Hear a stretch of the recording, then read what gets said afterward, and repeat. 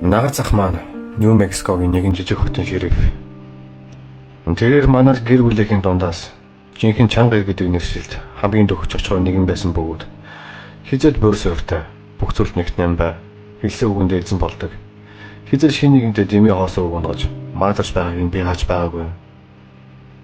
Тэрээр одоо миний та бүхэнтэй хуваалцах буй энэхүү төгөөг бидэнд ярьж өгч байх үед хэдийгээр аав эгч маань хажуунаас нь үнэн хэмээн баталсан ч тэгэх шаардлагагүйгээр бид бүгдээрээ түүний үгэнд шууд итгэсэн билээ.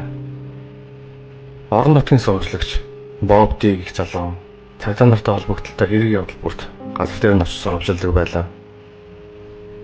Томоохон замын осол, галт төмөр гэх мэт орон нутгийн хүмүүст мэдээлэх хэрэгтэй хэрэг бүртэл төр очдог байсан. 7 хоног бүр багада 1-2 удаа зурагт радиогоор сурвалжлах хийх тул хотын бараг бүх хүмүүс Боб Диг сайн таньдаг байв.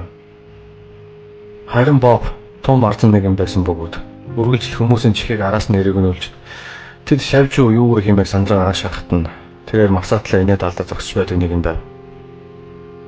Бүх хүмүүс Боб дуртай байсан ч харамсалтай нь тэрээр уушгины хүн дэлбэрийн хорт авдраар өвчилж гинэтхэн л өөд болж орхисон юм. Хэдий Боб өөрөө чандралуулахыг хүсдэг нэгэн байсан ч эхнэр нь түүнийг огшуулж орхисон байлаа. Түүний огшуулгаас хэдэн 7 хоногийн дараагаар хүмүүсийн дунд машины осол, галт төмөр гэх мэт түүний сурвалжлагтай ижил үйл явдлуудын үеэр Боб харагдсан гэх мэт 102-аар дуулаж эхлэв байв. Иймэрхүү 20-30 гаруй мэдээлэл цагдаагийн газарт бүртгэгдсэн байсан бөгөөд зарим нэг цуг ажилтдаг цагдаа нар хүртэл түүнийг харсан гэж байсан ч нага зах маань сүжиггүй хүн тул энэхүү ярианд огтхож итгэв.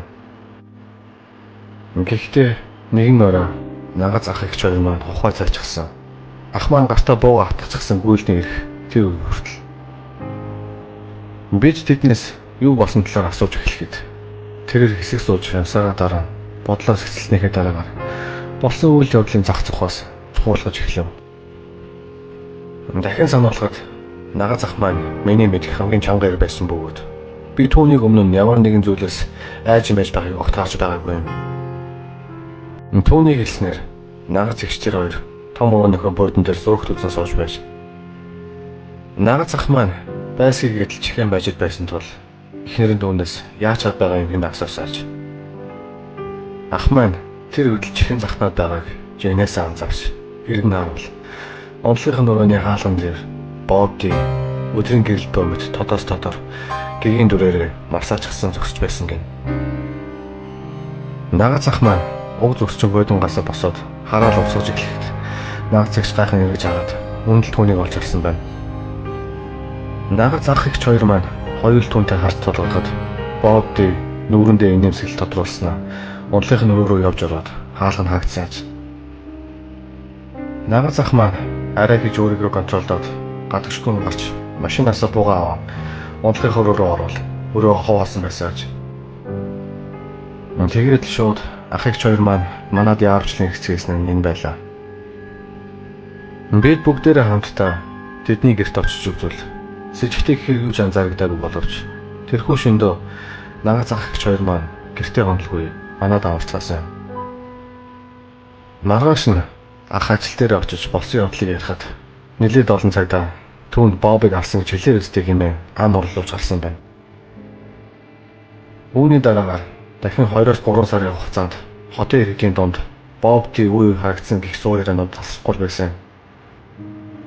Аав маань хүртэл зөнд юм янзлж байгаад чихэн иргэнийх үед арай шарах үедээ Боб Диг олж харсан байлаа. Түүний нас барснаас 3 сарын дараагаар хүмүүс Боб Ди харагдах үедээ улам аимшигтай болж байгаа талаар цуу яриа гарч эхэлсэн. Нага зах маань түүний дахин 20 удаа харсан байсан бөгөөд тэгэх бүрт Боб яг л үүрч унтахад бэлэн болсон мэт харагдаж байсан хэмээн хэлж байлаа. Аав маань магадгүй Боб Дигийн сүнсэн түүний аль хизээ ялзарч эхэлсэн цогцсны тусгалыг харуулж буй энэ байх гэсэн дүгнэлт гаргаж байв. Харин Боб Ди нас барснаасаа 4 сарын дараагаар дахин энэ тэнд үзэгдэхийг болсон юм. Хэдийгээр яг би өөрөө Боб Дигийн сүнсийг хааж байгаагүй ч одоо хүртэл заримдаа чих хэрэг нэхэд ард маань хэн нэгний сүнс байх вэ гэсэн айдас намайг үргэлж дагж явдаг болсон юм.